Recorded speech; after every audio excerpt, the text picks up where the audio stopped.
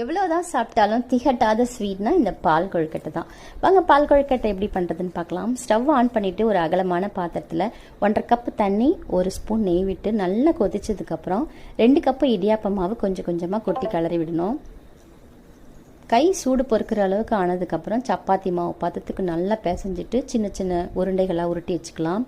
இப்போது stove on பண்ணிவிட்டு வேறு ஒரு பாத்திரத்தில் 2 கப்பு தண்ணி ஊற்றி தண்ணி நல்லா கொதிச்சதுக்கப்புறம் இந்த கொழுக்கட்டையெல்லாம் கொஞ்சம் கொஞ்சமாக போட்டு உடையாத அளவுக்கு கிளறி விடுங்க. குறைவான தீயில் ஒரு 10 நிமிஷத்துக்கு நல்லா வேக விடுங்க.